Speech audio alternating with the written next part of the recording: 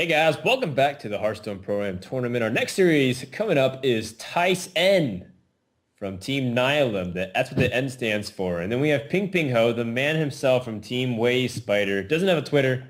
Maybe we can convince him to do so as we can pull him away. We'll take a look at the lineups. We have Warlock, Druid, Hunter versus Paladin, Mage, and Hunter. Should be a good time. Of course, casting with me once again is Kevin Monkdown from Team Liquid, the director of Liquid Hearth. That's your official title, right, Monk? Sure, I guess it is. So we do have this pretty exciting match from pinpingho and Thijs. I actually haven't seen too much of pinpingho lately. He is playing in the NVIDIA Pro-Am Tour, but besides that and the ESL Legendary Series, I don't know too much about him. Dan, you actually got to meet him in California. Can you tell me a bit about just his general personality and his demeanor? Yeah, pinpingho is pretty cool. He's very... actually, I expected him to sound differently when I first talked to him because I know he's from Taiwan, but I heard he was born in America. But it turns out he was born in America and moved back over to Taiwan when he was very young. So he was still primarily like a Chinese native speaker, essentially.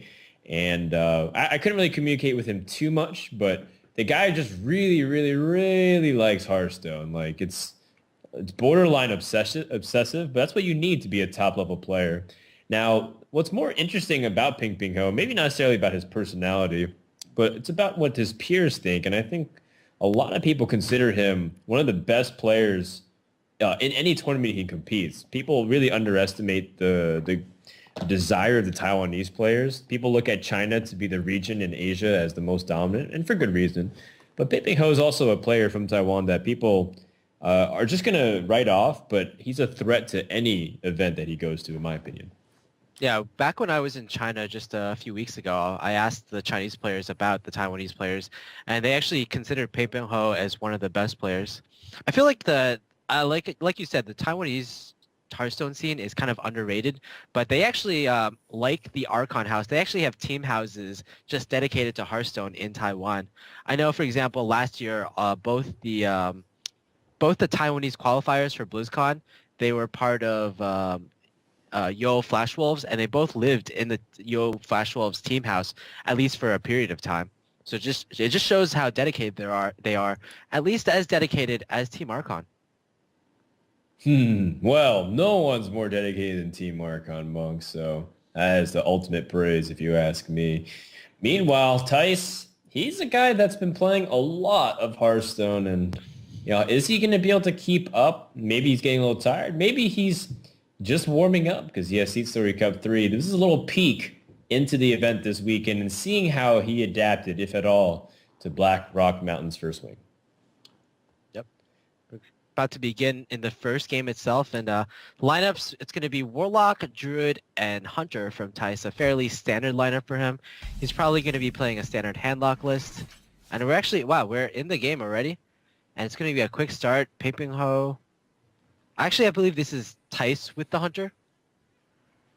Or actually, they're both bringing Hunter, and Tice is the one bringing Paladin. So it's going to be Tice with the Hunter, and pinpingho with the Hunter, and Tice with the Paladin deck.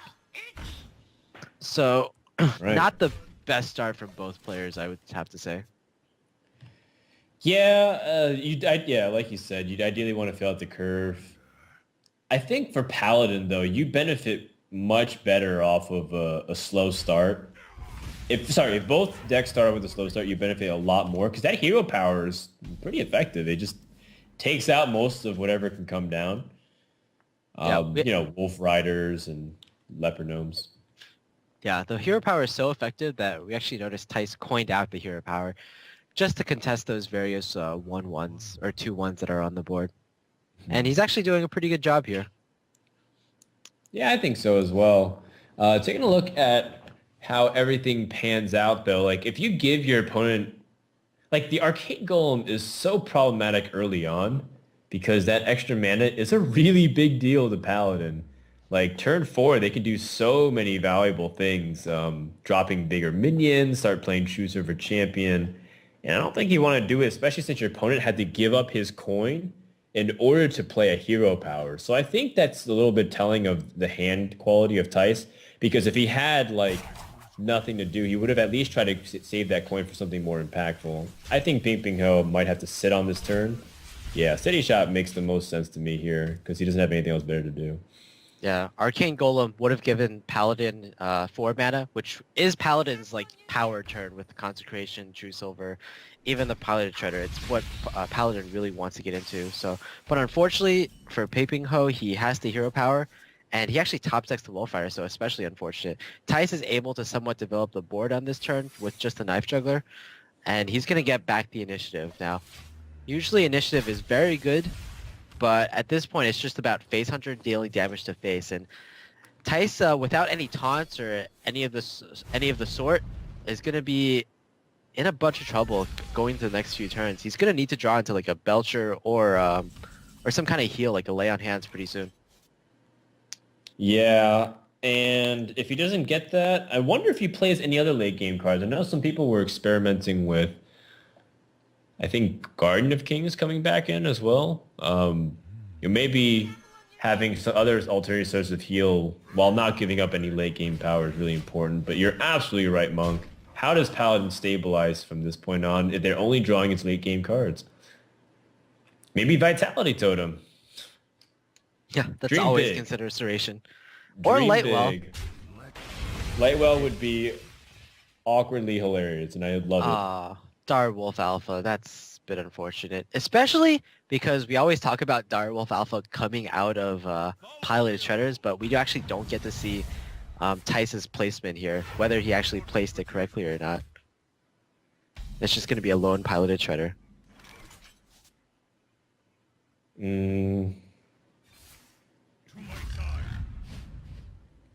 Oh, he gets the Huffer, of course. Yeah, Huffer is really good pressure on the board, and that's like okay now to start playing like everything just charged in the face. You have kill command. That's going to potentially finish it. Yeah, I like this play because it sets your opponent up for 7 mana, and unfortunately 7 mana is it's just one off from Lay on Hands, so you can be rest assured that he probably won't have a heal. The only other heal in the Paladin deck is Anti-Keelbot, and giving your opponent 7 mana versus having 6 mana isn't really a huge difference if Anti-Keelbot is your concern. So without any sort of heals, I think this is pretty much game. Even if the True Silver comes down and attacks the face, it's still not enough to prevent lethal. Yeah, it doesn't matter how much. He needed something really big like that heal bot, like you said. So, well, that does it. The Hunter takes out the Paladin, but I don't know. A lot of people have been telling me that they feel like Paladin's great versus Hunter sometimes, but I personally can't imagine why. Yeah, I think in this game, it was all about Thijsn not drawing well in the first few turns. Like Shielded Minibot or Muster for Battle can really help a lot. The Hunter in the early game, it's just really consistent. So even though pinpingho had not the best of starts, it was still a lot better than Thijsn's start. I feel like maybe Paladin versus Hunter was slightly more balanced before Black Rock Mountain, but maybe Quickshot has just put Hunter over the top. There's also the factor that like the Emperor is going to be put in a lot of Paladin decks, and that just isn't very helpful against aggro decks. So we're just going to be seeing the motions right here, and pinpingho will indeed close out the game. So looks like Thijsn drops it, but the punter is just so pressure building. Like I think Paladin's still okay deck to bring. It might be like you might look at the deck and just say like, well, why would you start that off? But looking at Thijsn's lineup, there's almost no guarantee. Oh wait, are you sure it's the other way around? pinpingho is the one that's Paladin. Okay, so we may have done that entirely backwards. Okay, I think so. The lineup that I got was Thijsn with the Paladin. So right. Okay, so the graphic might be just backwards there. No worries. So Thijsn is the one with the Paladin. pinpingho is the one with the Warlock and the Druid. Okay, so yeah, I believe the graphic is backwards, and it's actually Thijsn did indeed lose that series, or that game rather. So yeah, so again, Thijsn is the one with Paladin, Mage, and Hunter, and pinpingho is the one with Warlock, Druid, and Hunter. Okay, that makes sense. Okay, so Yeah. that kind of changes a few things. Thijs still has all 3 decks remaining. Pinpingho has Druid and Warlock remaining. So, again, Thijs up. I said that he really liked Handlock, but it's actually going to be Pinpingho that is going to be bringing the Warlock deck. And I have to feel that Pinpingho probably, I would say, is going to bring Demon Lock as well. I mean, it's anyone's guess, but Pinpingho strikes me as the kind of Demon Lock player, and just the whole Chinese scene in general. I think they really like their demons. Well, yeah, there's a lot of ways we can jump off of that one, but yeah, I think it's a really fascinating deck too because it's definitely more flashy than just old Giants, which has been around since the beginning of beta. So most people they want to experiment with all those different new cool stuff. Bane of Doom essentially is a new card that's been included into the set now that anything can happen off of it, demon wise. So looking forward to that. I don't mind if looking at how the lineups actually pan out. I don't mind Thijs just re-queuing up Paladin, seeing how it does. It feels like it scales pretty decently. And assuming it all goes well, we'll have the series tied 1-1. And from there, we can evaluate. Maybe you get to see what kind of Warlock deck it is, too. Yeah, I feel like the Paladin is going to be favored against any type of Warlock, and mid-range Paladin before Blackrock Mountain, it's said to be favored against mid-range Druid as well. The problem is, I feel like with Emperor Thorzen, both classes gain that card, but I feel like it benefits Druid more because they have all their combos, and it just enables combos better for the Druid player than it does for the Paladin player. So, Okay. kind of a toss-up here, I feel.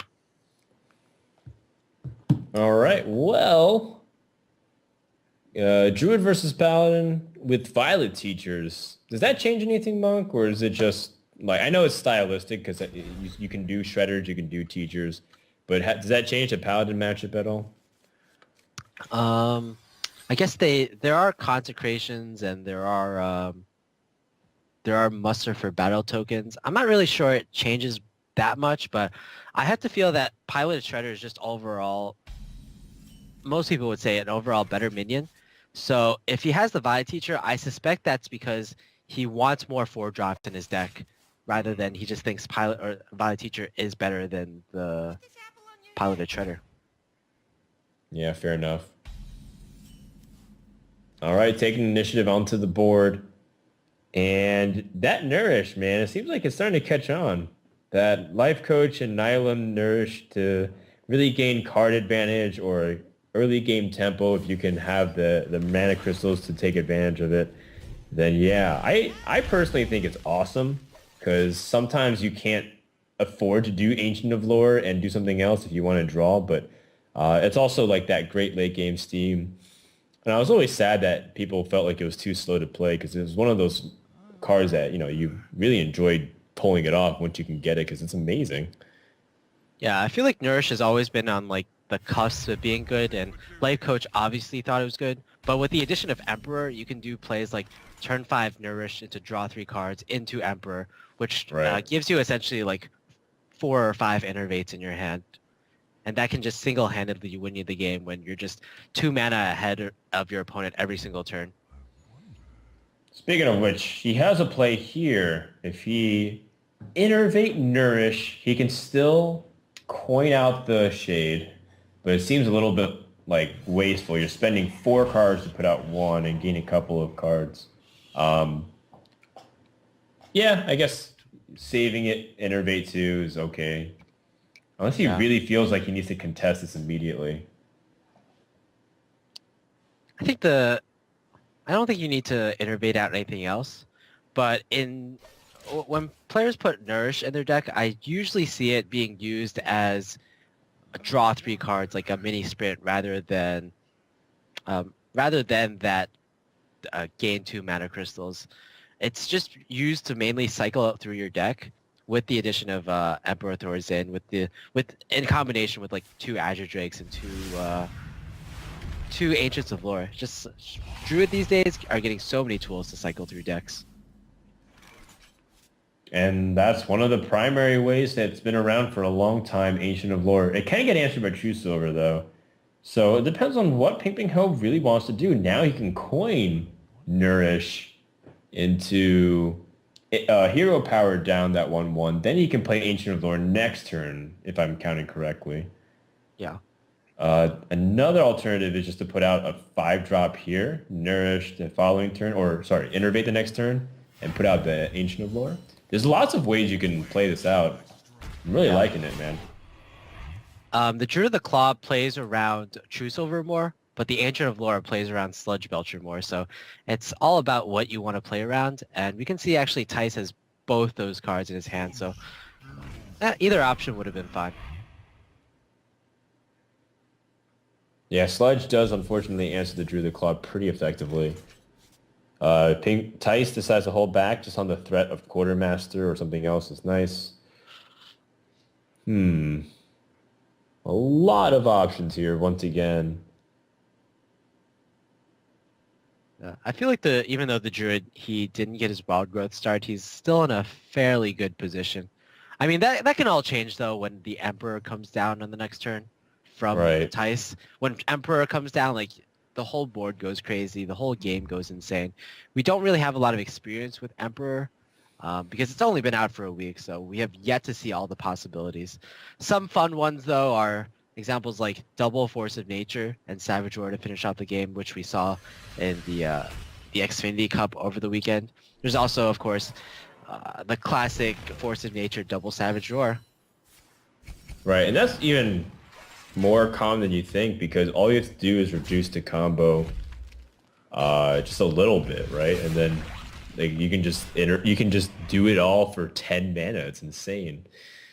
Taking a look at the hand that benefits off of it, the Emperor reduces cost of some cards that are a little bit awkward anyways, right? No need to necessarily drop the Emperor on turn 6. When you'd give up almost everything about your board, that'd be really hard to fight back from the Druid immediately. I guess the best benefit would make Lay on Hands 7 instead of 8, so then you could play Lay on Hands the following turn. Yeah, I think Thijs just wants to put pinpingho in a situation where it's really easy to get the Emperor out and it's not punishable. Unfortunately, the next turn is also not going to be a turn where Emperor is too great here. And I have to think that Owl will be coming down instead in combination with something else. Quartermaster. Yeah, sounds about good. Quartermaster. Well, that's interesting. I mean, you do really want the Owl to come down, but you don't really have anything to work with that. Right. Well, I guess you could... No... Because Muster Quarter is next turn, right? Ideally. I guess you attack the Pilot Shredder and see what happens first.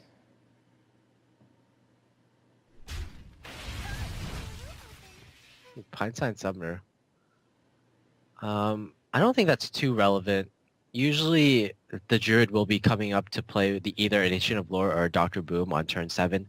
And there's not too many turn 8 options, or rather 8 mana cost options for the Druid. So probably won't be seeing Ragnaros putting down on this field on turn 7 for pinpingho. So I think Thijs can actually safely ignore that Pinesign Summoner. All right, sounds good. Well, just shutting it down is probably the best course of action. Pint-sized Summoner. Just so funny, man. How some of these 2-drops do have a difference, but somewhat negligible because it's only 1 mana here that you can't slide in anyways. Yep. Dr. Boom comes into hand. That's pretty effective onto this board here, considering how there's a lot of fragile minions. And his opponent just utilizes True Silver Champion, so he doesn't have an easy way to spot remove Dr. Boom. Yeah, it's just going to be one of those times where I feel, even though Paladin, a lot of people say that it's favored, I feel like this is one of those situations where like the card draw will just be too much for Thijs to overcome. We do have a Nourish and the Ancient of Lore in pinpingho's hand, so even though Thijs has more cards in his hand currently, pinpingho will be able to take it back pretty easily. Yeah, maybe the board tempo can be something that he goes for, though. with Muster for Battle and the Quartermaster plays. Yeah, this is always difficult for Drew to deal with. It's Fortunately, just so much. yeah. Fortunately, there is a Doctor Boom on the board that's left undealt with. And 3 to face. It's a Bit lot. unfortunate. And there's more where that came from in terms of the pressure onto the board. Pinpingho also has to be somewhat scared of a second quartermaster, so I expect this Dr. Boom to... Oh, I was going to say trade into one of the 3/3s, but now that he's drawn Savage Roar, he sees blood, and he's going to make Thijsn make these trades, either with an equality or with another truce over her, perhaps? Oh, man. Zombie Chow. Not what he was looking for. Even if he had Quartermaster, how much damage would that be? I guess if he had Quartermaster and he had True Silver? True Silver, would he have been able to do it? 15, 19, 20. No, it would have been short just a little bit. So I like that attack. It makes a lot of sense. Yep. Thijsn could have gone for the healing play on this turn, but I think you need to take initiative here. If you go for the heal, then you'll fall even more behind on the board next turn. Struggle would like to land on Boom, but lands on Ancient Allure twice. It's okay. Can trade everything down too. And make lay on hand 7 mana. I guess every little bit helps. But unfortunately, not the best value you can get from Emperor Thorzen. Yeah. Do you think he waited too long on that, or do you think that he needed to adjust the board the way he did? I feel like the only turn when he could have considered playing Emperor was on turn 6. And you could argue that maybe perhaps he was a little greedy with the Emperor. The play that he went with instead, which was True Silver and Shielded Minibot, was stronger on that turn. But yeah, perhaps maybe a little greedy on Thijsn's part. Well, Pinpingho hovered over Nourish as if he wanted to grab something else, probably combo pieces. Is that what he's really trying to go for? Yeah, I guess the other plays just aren't that good. The only thing you can really drop on the boards are the Shade and the Keeper of the Grove. Ooh, Shade is vulnerable to jugglers. But I guess the only point is only holding 1 card, so the likelihood of that is not that high. The Emperor actually doesn't seem that threatening because Thijsn is only going to have 2 cards on the next turn. But you can see that Lay on Hands is actually going to change that completely. Yeah, he'll have 4, maybe even less, but we'll see. Chia Naxxramas does help him somewhat guarantee that something can stick on the board unless his opponent has Consecration of a 2. Ooh, Muster for Battle. Dude, he can try to juggle this Shade out. We'll see. It depends on what he draws with his other cards as well. Oh. And there's 3 bombs. Yeah, pretty much all your high value cards are drawn. Oh. And I don't think Thijsn's going to be wanting any fuel in the future. Wow, 3 to the face. Well, I guess that pretty much settles the discussion. It's going to be a race to the finish here. And Pinpingho is 1 damage off of lethal, unless he picks up Innervate. No, and just to add an insult to good measures, like another combo piece here to complete everything else. So what does he do here? Yeah, no swipe even to clear this board out. So I believe he'll actually be forced to use his combo in order to help clear this board. Get rid of the Emperor, heal some up with by killing off the Zombie Chow. And then after that, in his position, he'll probably see himself as being probably favored going into the next turn because he has a second combo to follow that up. It'll be like the ending that happened with RDU versus Show, right? Mm-hmm. Yeah, I remember. Do you feel safe enough to drop like the Keeper and only Force of Nature so that way you can save the Savage Roar, the second Savage Roar in case you draw the Innervate? Was it too greedy to do that? Because I feel like the keeper also puts a minion on the board too to challenge. Does he clear the same amount of stuff? Like if you just played, I guess this clears slightly more. Yeah.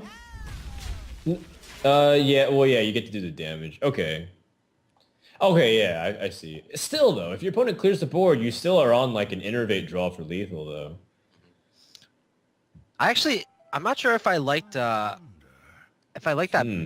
attack from the Shade, because now it's not lethal if you just go for combo in the next turn, whereas if you just held the Shade for one more turn, you would have gotten lethal guaranteed if there's no more taunts or heals coming from the Paladin. Right. Ironically Quartermaster. enough, that's exactly what's happening. Yeah. The true silver champion. Oh, Thijsn's gonna drop the Tyrion afterwards, and that's gonna make it really awkward. Or is he gonna drop? Yeah, it has to be Tyrion. There's no other way.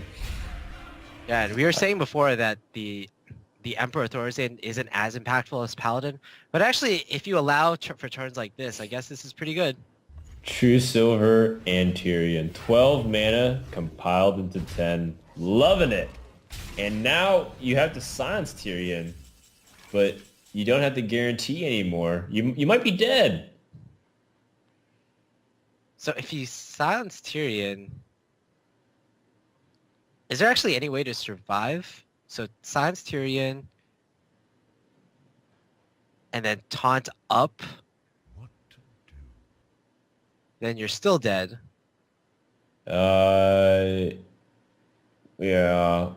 I feel like you definitely have to fit in a taunt somewhere because of the looming True Silver Champion. But Maybe wild growth into swipe? No, you can't do that either. You don't have enough mana for Druid Claw.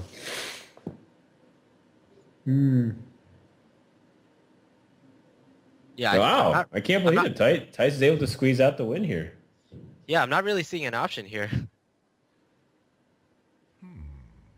Unless he's playing like Wild Pyromancer or something like that. There's no way for him to easily get this done. He's just lacking in mana at this point. And again, you can say that the Tyrion helps win the game, but I would have to say that the Emperor seems to help a lot, even though Thijs was only on one card at one point. And wow, Thijs is actually going to take this Paladin beats Druid. Wow, awesome stuff. And the series is tied up now, so anything can happen from this point onwards. The graphic, just trying to see if we can update it real quick. There it is. Mage Hunter versus Warlock Druid. And, let's see what Thijs has. I'm really curious to see what that mage is. Maybe it's that tempo mage that it seems like a lot of Europeans are really liking. Maybe it's just straight up mech mage. Good old classic mech mage. Maybe it's freeze mage. I don't know. Yeah, we have seen Thijs really favor the mech mage lately in tournaments, but on the other hand, we've seen a lot of his teammates like Ardu and Lothar really favoring the tempo mage. I really feel like tempo mage is going to become, it might even replace mech mage in the coming tournaments because of the flame waker that's going to be added. It's like a super knife juggler, in fact, if you combo it with spells like the flame cannon and the frostbolt, or even unstable portal. Who knows? Maybe we'll even see arcane missiles being re-added into mage decks. Whoa, that'd be really funny. Maybe it just goes onto aggro. Maybe aggro mage just does it, right? Because you have knife jugglers and you have flame wakers on curve with like coin. What's it called? Like arcane missiles into ice lances and stuff. Like back what the Fishu would do, like really aggressive mage pushes. I remember those days. Yeah. Another option is like Reynad's Flood Mage could become like the thing, because Flame Waker seems really good in that deck with the mirror images. You can do turns like Flame Waker into summon 2 mirror images, right? And to basically do 2 arcane missiles into your opponent's board. Right, and then you have duplicates with echoes, and you just have like 5 Flame Wakers. Oh man, that'd be so funny to watch. Just the insanity of all the little missiles hitting here and there. Definitely looking forward to it, man. Wing 2 and onwards is going to be awesome. Yeah, speaking of Wing 2, we're going to have the Imp Gang Boss, which will be a pretty huge buff to Demon decks. So Bane of Doom, probably see a lot more play. Demon Lock itself will see a lot more play in the future. You might even see that at Sea Story Cup. One can only hope. Maybe, man. We'll see. I think the way Sea Story Cup it works is you have to advance to the round of 16 in order to submit new decks. So for some players, like me, maybe Kungan, probably not much hope for us to play with Ring 2 in front of the people, but, I guess you can always hold out for hope. You have to believe in yourself, Dan. I believe in you. I believe you can do it. Oh, I believe in myself too. With Monk, you helped me prepare, so I'm really excited, man. It's going to be fun. It's going to be fun. Definitely rooting for you, beating some of your other caster friend, Lothar, in your group. People are counting me out, man. They're like, yeah, Group D is Alay and hyped. And, Lothar's doing really well recently. He got second at Kinguin, right? It's like, dude, if I just beat them one time in one series, the trash talk I have prepared, Monk, I sat down and thought about it. Frodan, you are a tournament winner after all. You did win the China versus EU show match to win a $2,000 Ferrari. I did. I was really proud. Really proud. Maybe these guys... Actually, Thijsn's coming to Sea Story. I can help him, too. It's like, maybe these guys can help me practice, but Thijsn's coming to Sea Story. Pinpingho, in the meantime, he's going to try to see if he can stabilize, and he's going to have to do it against Mech Mage, and that's not going to be easy at all. The curve is respectable. You have Mech Warper, and you're on the coin. Some really wonky stuff can happen. Yeah, this is going to be exactly the matchup that Thijs is hoping for. Mech Mage, which is obviously the mech deck we see the most, has a very favorable matchup against Druid, especially a Druid that is going to be really high curving. We haven't really seen Zombie Chow coming from pinpingho, nor have we seen Kazaa Mystic, and those are going to be really key cards if Thijs is able to get something like a Mirror Entity out in the early game.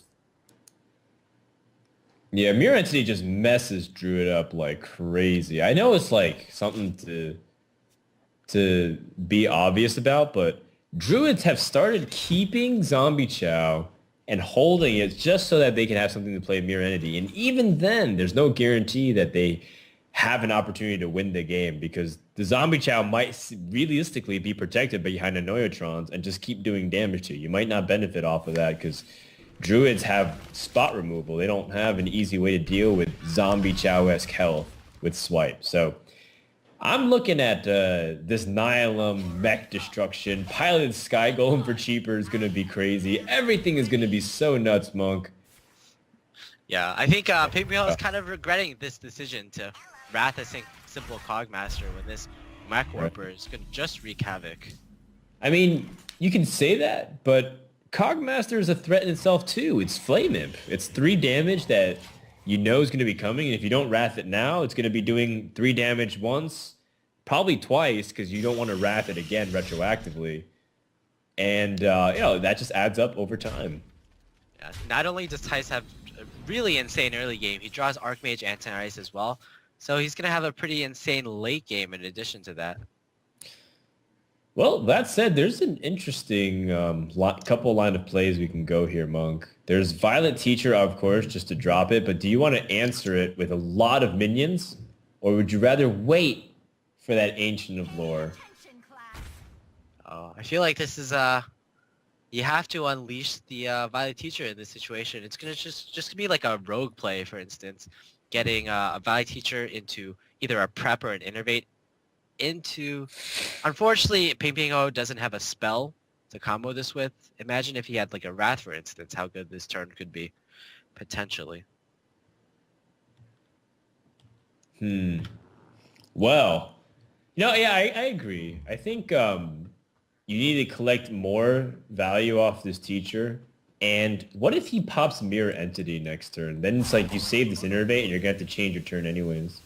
So I like going for the now and controlling it, so that way your opponent has less options for next turn and how to deal with your board compared to like being able to pick it apart easily. Say he picked up Blast Mage on turn 4, you'd be in a lot more trouble. Yeah, just you have to live in the present sometimes, Dan. Absolutely. No Goblin Blast Mage here, but I think he'll do okay with Take Your Town Technician. Thijs, he'll want to bust through this board, but I think he's going to really value keeping this Mech Warper alive in order to curve out to the piloted Sky Golem in the next turn. Tinkertown should be played as it's actually going to be an interesting stair part. Something like reversing switch would be really huge. Time Rewinder, unfortunately, is not going to be a good one here. Well, there's a second chance. He can get another spare part. Oh, freezing trap. I guess you can freeze the shade, but again, probably not the most useful reversing switch, or probably not the most useful spare part. It's not bad though. I think freezing the shade is okay. It protects the board a little bit more, so that way the pilot Sky Golem can guaranteed go down. That's my biggest concern. This Mech Warper stays alive, so that way I can drop the pilot Sky Golem and really give Druid fits. So if he chooses to freeze the shade, I'd be a-okay with it, in my book. Of course, you still don't play around swipe. So if he swipes, everything dies. But it feels like Druid is only on 2 cards. It would have to be really lucky to have it in certain scenarios. Well, that's a good one, Nourish. It allows him to play at least something this turn. Unfortunately, if you Nourish, you don't get a hero power in, unless you go for the Game Mana Crystals here. Yeah, Game Mana Crystals is somewhat weak, considering that you're still going to be left drawing every single time. I guess he really intends on making this Ancient of Lore draw cards then. Completely fair. Yeah. I think a lot of that decision was based on that he really wanted to fit in that hero power to clear the Spider Tank. It's just more extra damage on the board. Yeah, but now that Pilot Sky Golem comes out, it's Judgment Day for pinpingho. Can he deal with this? And if not, I feel like this kind of damage you can't really come back from. Yes, Savannah High Main essentially for the Mech Mage. Pinpingho's going to need some really good cards coming off of this Ancient of Lore. I guess a Druid of the Claw is okay, but is it too little too late at this point? Yeah, I'm definitely leaning towards that camp where I think he's going to be taking too much damage. Just 8 coming out this turn. And it's going to be protected by a Neutron. So how do you even deal with that? And then if your opponent just plops Antonidas and just starts gathering fireballs, there's no way you can come back. Unless you have Lotheb and you're threatening to kill your opponent. So I know it's still a couple we're still a couple turns away on both sides, but this is looking like the writing's in the wall here, Monk. Yeah, usually usually the way I see Mech Mages lose is when the Druid stabilize and Mech Mage relies on top decking either Fireball or Frostbolt to finish the Druid off. But in this circumstance, the Mech Mage is not going to have that problem because of the Antonidas in the hand. He goes for the heal on the Mech Warper. Sure. Interesting. 1 mana Voodoo Doctor. Voice of Nature, Savage Roar will help clean it up. But I emphasize on the word help because it doesn't actually finish everything off unless that... Like, is there any 0-attack minion that pops out of the Sky Golem? I can't actually think of one. The least attack minion would be Mogashan Warden, I guess. And even that's going to be pretty good. Wow. Desperate times calls for the desperate as the measures.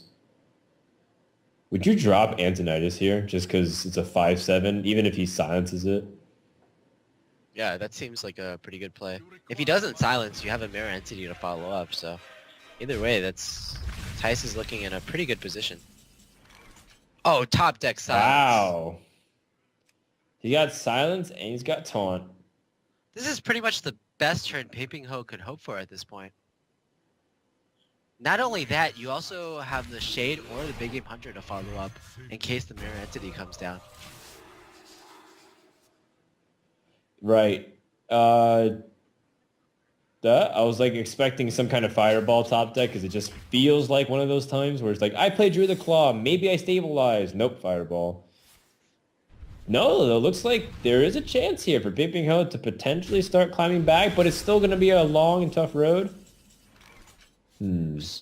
Swipe is yet another good one, I feel. The problem is that you still don't clear your own Shade there. You can decide to play the Big Game Hunter, and then if you play that instead, you can clear the board, but you're really wrecked by a Dr. Boom top deck. I say live for the now, Monk. Ain't no day like today. YOLO. Today is a day when pinpingho could win his match against Thijsn. He's just going for it right now. Well, I mean, I feel like you also just called it. So, Dr. Boom off the top. Let's see it. Oh, fireball off the top. Well, I guess you just keep that bad boy in your hand, right? There's no need to use it right now. If you draw into your second fireball or your frostbolt, that's still game. Yeah, I feel like you have plenty of time to go for any number of fireballs that you could draw into, or your frostbolts.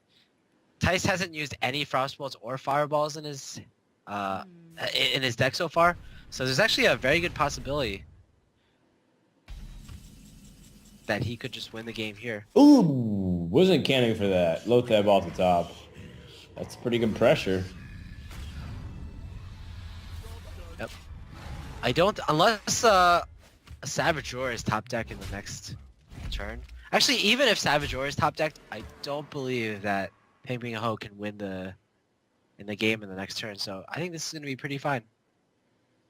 And like I mentioned, yeah, this is going to be yet another one of those games where Thijs is lost board control, or the Mech Mage has lost board control, and he's going to rely on a Frostbolt or Fireball top deck.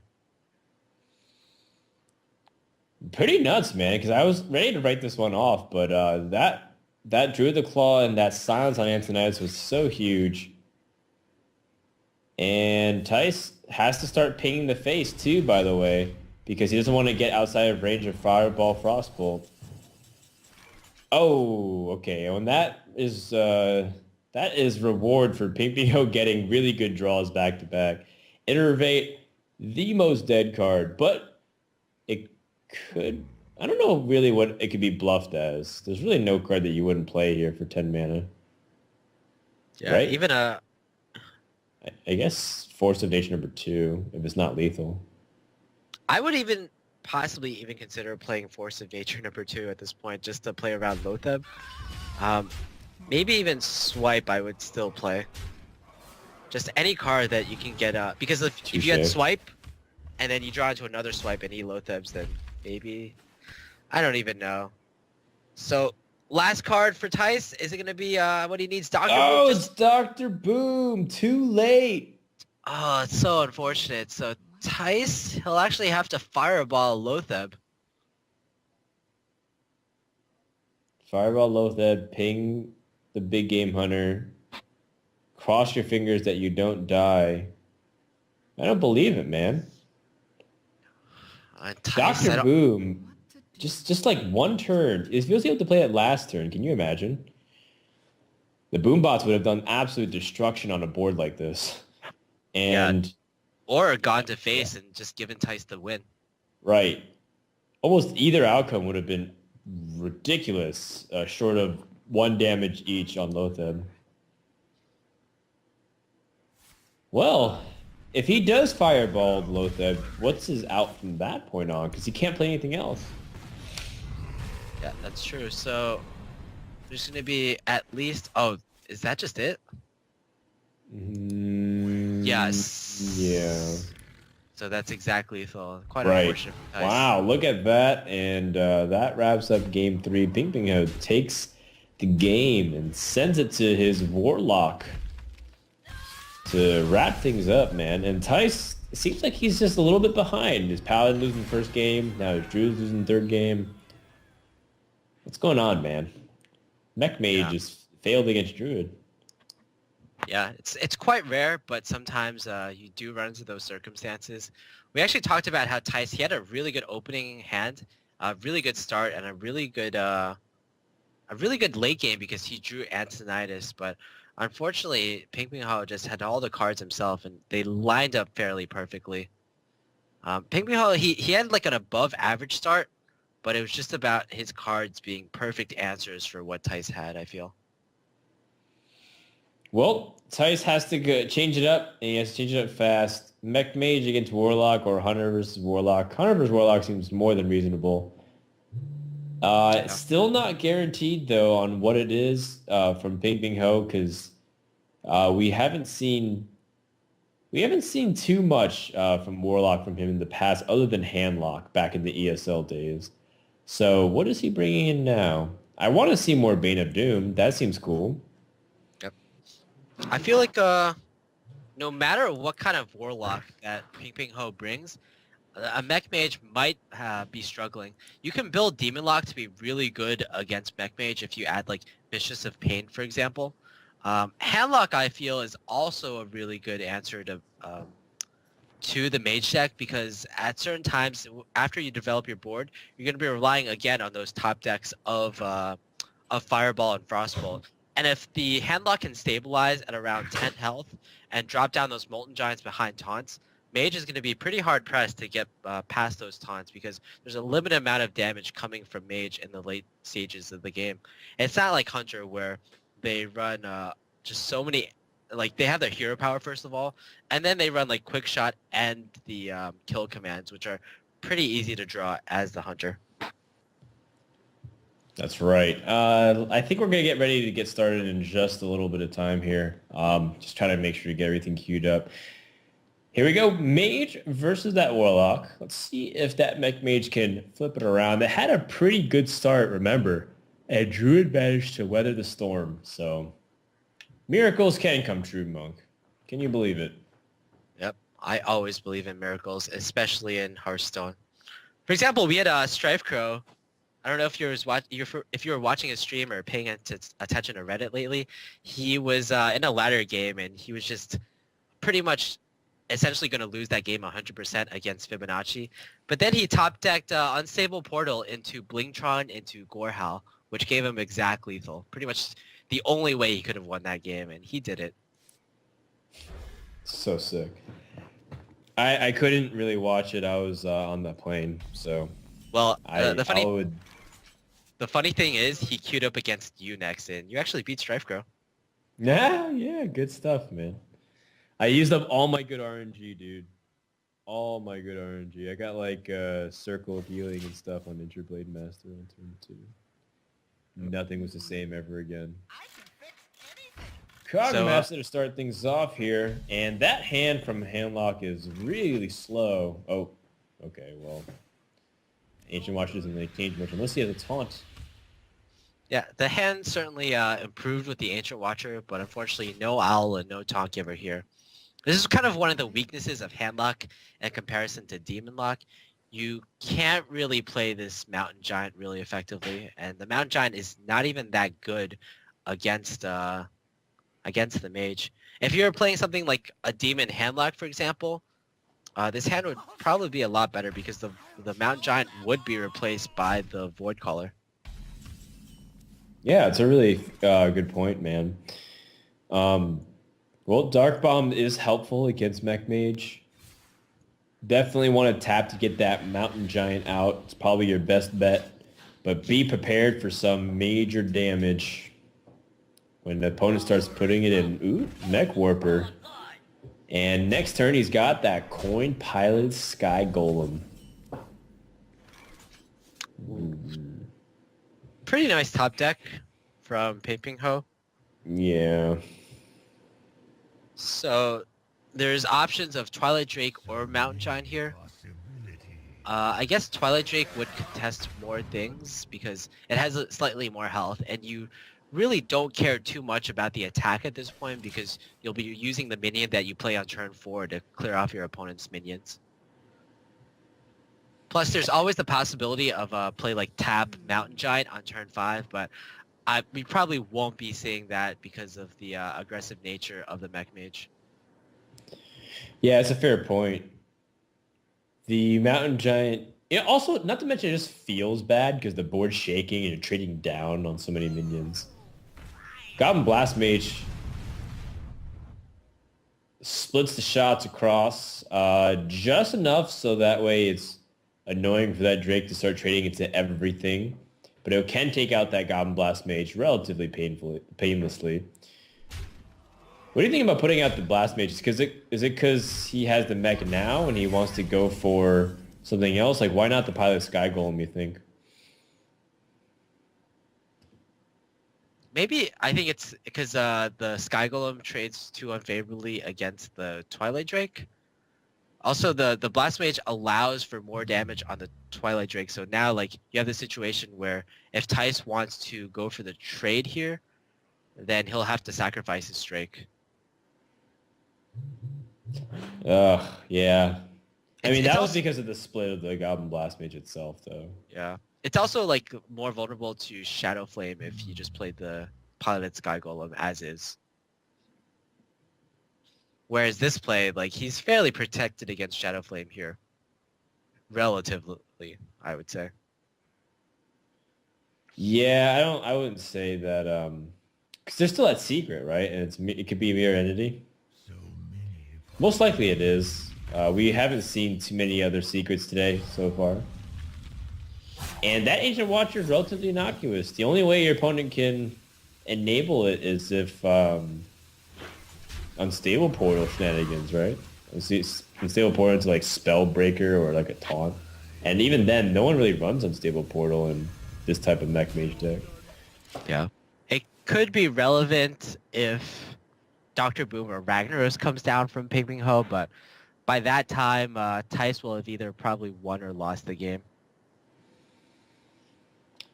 Absolutely true. Now, he still has some plays to do here with the Pilot Sky Golem, or he can try to fill out his curve to something else. I personally think because you delayed the Sky Golem, you're always going to be worried about it coming down on a board that isn't exactly the safest. But the nice thing about it is that there is that Death Rattle effect, which on average puts out, I think, 8 stats. So either it's like a 3-5 or a 4-4. Pretty reasonable, considering that you still might be able to press in for damage. Like you would play Pilot Sky Golem, do damage, be threatening lethal with fireballs and stuff. I like it. You know, actually, I think one of the reasons Thijs decided to play Blast Mage instead of, I was going to say instead of the piloted Sky Golem in the last turn was perhaps he valued the coin, but never mind, he just gives up the coin here. Coin would have been really good with the Antonitis if Fireball, or if Thijs really valued the Fireballs to finish off the game, but I guess he really reads that pinpingho doesn't have a board clear in this situation, just goes all in with the Cogmaster. And that read would be correct because unfortunately for pinpingho, he has the Molten Giant necessary to kind of defend himself, but he doesn't have a Taunt Giver, nor does he have an AoE board clear, so pinpingho, I'm not sure how he can survive on the next turn. I'm thinking too, man, and it's looking pretty dicey. There's no like equivalent of Doomsayer, right, for the Pilot Sky Golem? No, nothing that drastic, I feel. Maybe. Wow, a tap. Yikes. You know what? If you're going to toss it in, at least kill off the Sky Golem, see what comes out. Kazan Mystic. All right. All right, that does it. Game number 4 goes to Thijs. Well done with the Mech Mage, but in the end, he has to wrap it up with one more game in the series, and it's going to be Warlock versus Hunter. Yeah, even though Thijs started slightly slow in the series, he's gotten himself to the point where he does have a really favorable matchup in Phase Hunter versus Handlock.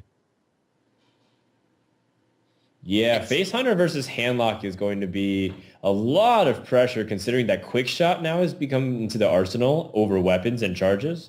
So this is a matchup where I think quick shot actually shines because you're always afraid of the Molten Giants, but if you have more direct damage, it becomes less of an issue in my opinion. Yeah, very good point. I sometimes criticize quick shot because it's replacing cards that are I feel like are still really good in Face Hunter. But like you said, quick shot, it's able to kind of get past those taunts in the late game. Before Face Hunter, it pretty much only had their hero power plus their kill command to get over those taunted up Molten Giants. But now it has a lot of options with those quick shots, with kill commands, with the hero power, and even with Iron Beak Owl. So even though a headlock might feel safe over with taunted up Molten Giants, they probably shouldn't. Yeah, I agree. It's one of those things where you just have to be really aggressive the opposite direction. Put that Ancient Watcher down if you have it, silence it, start fighting back, taunt up as much as possible, take the least amount of damage, and just pressure back the hunter whenever you can. So that'll be the keys to victory for pinpingho. In the meantime, Tice, I mean, kill commands are great, but not when you start things off. They're your finishers. So yeah, toss them back and get something else. Yep, Tice, he'll really want to. He really needs to value those one drops when starting off as player one. Pinpingho, he has a decent hand himself though with the Mortal Quill and the Twilight Drake, but again, this is one of those times where playing Handlock in as opposed to Demon Lock might really hurt you because you have two cards in your deck that are pretty much dead with both the Mountain Giants. All right, looks like we're getting the mulligans in here. He keeps the did he keep the Twilight Drake? Yeah, it looks like he did. Actually, a pretty good hand for Pinpingho. Reasonable. I would definitely like to see Tice play the Worgen Infiltrator on turn 1. It's more valuable on turn 1 as opposed to any other turn. It's not vulnerable to Mortal Quill, and you can always use the Leopard Gnome's Death Rattle at a later turn, for example, turn 2 even. I agree, especially since you're not giving up any damage. If you draw Glaive Zuka too, that ends up being like the really, really smart play for sure. And that's going to warrant a pass from the Warlock unless he wants to coin Life Tap. And that's usually for control matchups you want to trade the coin in for an extra card, not necessarily for the aggressive matchups where you are hanging by a thread. Oh, Quick Shot. That's going to be a good one. I even see Quick Shot being used for the card draw in this game because of how low curving Tice's hand is at this point. Get in there and fight, maggot. Yeah. Tice is just going to get it in. Hell yeah, it's the way I like it. Still awkward mana-wise. Yeah. Unless a second Mortal Quill or a Zombie Challenge is drawn, I think Pinpingho will likely just pass. He really needs to value that coin for either the Twilight Drake or a Hellfire in the next turn. Oh, Wolf Rider. I think this is just too much damage for you to coin out the Twilight Drake. I think you might have to go for the Hellfire here. Probably. I mean, even though it's not desirable and you are dropping health, the fact is you'd be taking damage, way too much damage from the opposite end as well. It just stinks that he doesn't have any way to swing the momentum on his side with Molten Giants. At least not yet. Unleash the Hounds is actually a really bad draw for Tice. It's a card that he'll probably won't get a lot of value of before he uses the Quick Shot. Yeah, it's a good point. It's just really difficult now for Pinpingho. He's at 12 health. It's nothing. Nothing, Monk. Yeah. That being said, Pinpingho's hand's actually looking fairly good with 2 Taunters and 2 Healers in his hand. If he can stabilize in the next 2 turns, I would say, then he might just have this game locked up. That's why he's actually considering Earthen Farseer here instead of Twilight Drake. It's a survival game then, right? And that depends, though, if Tice doesn't draw anything good. Ooh, knife juggler. That improves a lot as the board continues to balloon. But I mean, maybe only so much though, because after all, you have to wait for your opponent to build up a lot, and you have to hero power as much as you can. Just Oh, using the unleash for jeez. one here. I think it's very fair. Jeez. Yeah, it's just like desperation. And this is where Iron Beak Owl can really flex its beak here. Yeah, Because owls don't have muscles or biceps. I don't know. I see some Funny small thing. owls around. Oh, Kill Command. Dang. Now, Kill Command allows Quick Shot to be the final card, by the way. It's actually really funny. I was Uh, gonna say, if Thijs didn't draw like an owl, for example, let's say he drew like a haunted creeper. Did you actually quick shot the face to hope for an Iron Beak Owl draw, or do you go for the damage on the Sludge Belcher? Not sure. Like Maybe what is- you just quick shot you quick shot and Kill Command the face because that's your game ending damage. Force him to have heal. He clearly doesn't have Molten. And then you play whatever comes out. Even if you have Leroy, you can play it. And then you quick shot. Yeah. Fortunately for pinpingho, he's gonna have the card that saves him, the anti-kill bot. And killing off the Knife Juggler is so big. In case the owl comes through here. Snake Trap. It's not a good one. So he's gonna Well- have to play it, and then again, the dilemma here is what do you quick shot? Quick shot the face. What deck is this, Monk? Is that even a question? I'm sorry, I forgot. So Explosive. explosive trap, yet another dead draw.